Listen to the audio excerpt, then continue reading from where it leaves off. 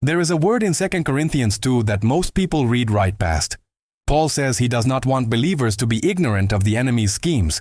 But the Greek word translated schemes is not a word for strategies or plans. It is noemata, the plural of noema, a thought, a mental perception, something that forms inside the mind and sits there. Paul is saying the enemy attacks with thoughts.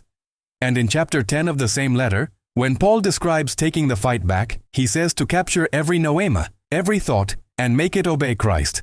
The same word. The enemy's weapons are nomata.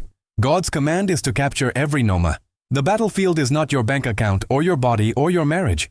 The battlefield is the space between your ears. That is why Ephesians 6:17 matters more than most teaching on the armor of God lets you see. Hit like and subscribe to the channel. Tell me in the comments, is there a thought that keeps coming back no matter how many times you pray about it or rebuke it? I will read every answer. Paul lists 6 pieces of armor in Ephesians 6. Belt, breastplate, sandals, shield, helmet, sword. Most preaching lands on the shield and the sword, faith that deflects attacks and the word of God as a weapon. Both are necessary. But the helmet, the 5th piece on the list, is the one the enemy has never stopped targeting. And there is something about how Paul describes it that almost no one notices. Every other piece of armor in the list is something you put on, fasten, take up, or raise. The breastplate, you put on. The shield, you take up. The sword, you take. But when Paul gets to the helmet, he shifts the verb. In verse 17 he uses the word dexasti, receive. Not put on.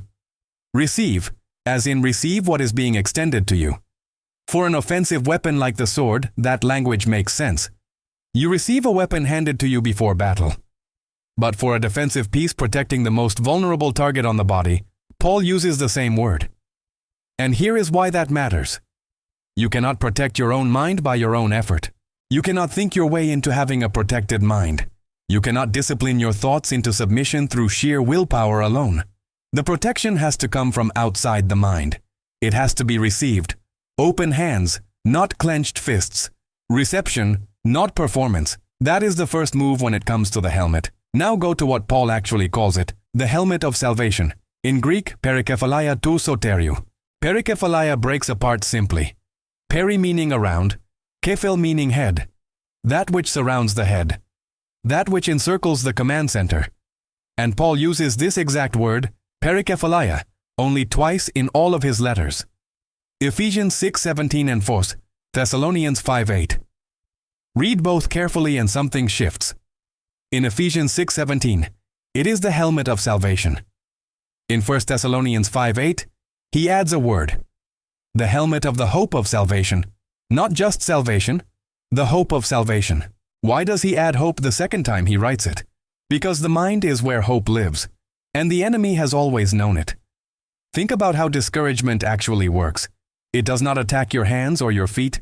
It targets the mind, specifically your expectation of the future, what you believe is coming, whether you think the promise you are holding will actually arrive, whether you believe God is actually moving in your specific situation. That is hope. And the moment a single noema lands unchallenged in your mind that says this is not going to change, God does not actually hear you. You have been faithful and nothing has moved. The moment that thought settles without being challenged, everything else in your life looks different. The word you have been standing on starts to feel hollow. The faith you have been confessing starts to feel like performance. One thought, and the entire landscape of your life shifts. That is what Paul means by the helmet of the hope of salvation. The mind is where hope is stored. If the enemy can access your mind, he does not need to change your circumstances to destroy your life. He only needs to change what you expect. Share this with someone who is losing the battle in their head, even though their life looks fine from the outside. And stay with me because the deepest part of this passage is still ahead. Here is what almost nobody who preaches on the armor of God ever mentions. Paul did not invent the image of the helmet of salvation. He borrowed it from a prophet who wrote 7 centuries before Christ, Isaiah 59:17. He put on righteousness as a breastplate and a helmet of salvation on his head. Read that again. He put on a helmet of salvation. Who is he in Isaiah 59? Not a soldier, not Israel, the Lord himself. God is the one putting on armor in Isaiah 59. The breastplate of righteousness, God wears it. The helmet of salvation, God wears it. God looked at a world drowning in injustice and darkness, a world where no one was intervening, and he put on armor and went in himself. Paul looks at that image from Isaiah 59 and turns it around to face you. The armor God wore, he now places on you, which means when Paul calls it the armor of God in Ephesians 6, he does not mean armor that belongs to a category called divine. He means armor that came off God himself, out of his wardrobe, off his head, and onto yours. Think about what that means for the helmet specifically. The helmet of salvation sitting on your head is not a copy of what God wore. It is not something manufactured in the same factory. It is what he wore when he stepped into the darkness and chose to rescue what was lost. He offers you that same peace for your mind. And the Greek underneath salvation in Ephesians 6:17 deepens this further.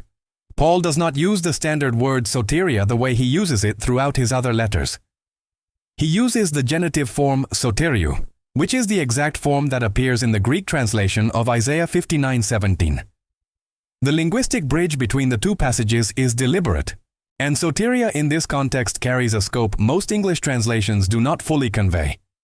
It is not only the past event of conversion, it encompasses the entire arc of God's saving work.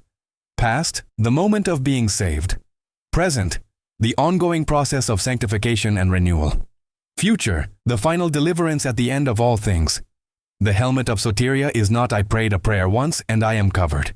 It is I am living inside the full arc of God's rescuing work, and that rescue, past, present, and future, is what protects my mind from every thought the enemy launches. Now go to Romans 12:2. Do not be conformed to this world, but be transformed by the renewing of your mind. That word renewing in Greek is anakainosis, a making new, a continual freshening. And mind is nous, the faculty of understanding, the place where perception and judgment happen. The renewing of the mind is the ongoing application of salvation not to the heart, but to the head. Conversion changes the heart. The helmet works on the head. And the process Paul describes in Romans 12 is the same process the helmet protects and enables. A mind being continuously made new, continuously refusing to be poured into the mold of a world that wants to shape it, continuously coming back to what is true rather than what feels familiar. That is what it looks like to wear the helmet daily. Not a single event. An ongoing renewal. A mind that keeps being made fresh. Now go to 2 Corinthians 10 and read what Paul says warfare at the level of the mind actually requires. The weapons of our warfare are not of the flesh but have divine power to destroy strongholds. He uses a specific word there. Strongholds. Scholars who have examined this word carefully note that in this context, strongholds are not buildings or territories in the external world. They are patterns of thought, deeply entrenched ways of thinking that have become so established they function like fortresses inside the mind. A stronghold looks like this in daily life. Someone has been praying for the same thing for 2 years, and every time they pray, before the prayer is even fully formed, a thought rises first. God does not heal people like me.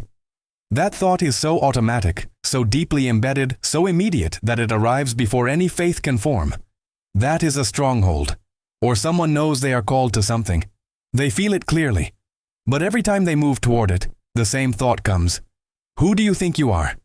So familiar it feels like their own voice. So consistent it seems like wisdom. That is a stronghold. Or someone receives love from a spouse, from a friend, from God in a moment of worship, and they cannot receive it because there is a thought embedded so deep that says you are not someone who gets loved like that. Every act of love bounces off the wall of that fortress. That is a stronghold. The enemy does not need to destroy your life to direct it. He needs to build a stronghold in your mind, one entrenched lie that you have accepted as truth, one noema that got through unchallenged, established residency and has been governing your expectations ever since. One stronghold, and he can shape your entire life from inside it, without ever touching your circumstances, without ever changing what is actually true. That is why Paul's command in chapter 10 is not passive. He does not say hope the right thoughts come. He says take every noema captive. Active, deliberate, engaged, like a soldier at a checkpoint examining every thought that tries to enter and asking whether it agrees with what God has said or contradicts it, whether it is truth or whether it is a lofty thing raising itself against the knowledge of God. And then Philippians 4 gives the picture that ties everything together. Do not be anxious about anything, but in everything by prayer and supplication with thanksgiving, let your requests be made known to God. And the peace of God, which surpasses all understanding, will guard your hearts and your minds in Christ Jesus. Guard. The Greek word is phrorio. It is a military term. It means to garrison, to station armed soldiers at a post, to stand watch over a strategic location so that nothing enters without authorization. The peace of God, functioning as an active military garrison, stationed around your heart and your mind, not just settling a feeling of calm inside you. Standing armed at the entrance of your thinking, checking every thought that tries to enter, refusing access to what does not belong. A garrison is not passive, it is active, present, alert, and armed. The peace of God is not the absence of conflict. It is a protective force deployed around the territory of your mind, actively positioned between you and the nomata the enemy is launching. That is what it looks like when the helmet is on. Not that bad thoughts never approach, but that there is a garrison between the thought and where it wants to settle. And the peace of God is stationed there. Isaiah described it this way: "You will keep him in perfect peace whose mind is stayed on you because he trusts in you." The Hebrew is shalom shalom, peace doubled, complete and unbroken, for the mind that is stayed, anchored, fixed, resting on God. That doubled peace is what the garrisoned mind experiences, not because the world outside is calm, but because the command center is protected. So here is the question this entire passage puts directly to you. What is living in your head right now? Not what you are doing or saying. What thought has established residency in the space between your ears, telling you who you are, what God thinks of your situation, what is actually possible for your life? Because whatever has settled unchallenged in your mind is directing your life, not your circumstances, not other people. The thoughts you have accepted as true, the noemata you let pass without examination, the stronghold that got built one unchallenged thought at a time. Paul sat in a Roman prison, chained to a soldier, and looked at the armor on that soldier's body and saw the grace of God laid out in leather and iron. And when he got to the helmet, the peace protecting the command center, he remembered Isaiah 59, God wearing it first. God looking at a broken world and putting on armor and stepping into the darkness, knowing exactly where the enemy would aim, knowing the head is always the target. And then, having gone through it, turning to offer you what he wore. Not for your heart. Your heart was covered at conversion. For your head, for the daily battle over what you think, what you expect, what you believe is coming, for the noemata being launched against you right now, for the strongholds that have been building one unchallenged thought at a time. Receive it. That is the word Paul uses. Not earn it, not manufacture it, not deserve it through spiritual discipline. Receive. It is already being extended. The same peace God wore into Isaiah's vision is what he is holding out to you. Put it on. Let the full scope of his saving work, past, present, and future, cover your mind. Let the peace of God garrison the entrance of your thinking. Let the daily renewal of the mind, anakainosis, do its work. And stop letting nomata establish residency in your head without examination. You have a helmet. You have a garrison. You have the peace that surpasses understanding. The command center is not undefended. Receive what is being extended and put it on. If this study opened something in Ephesians 6 that you had never seen before, subscribe so the next one finds you. Drop a comment with the stronghold you are ready to start tearing down. And send this to someone who is losing a battle in their mind that they do not have to keep losing. God bless you.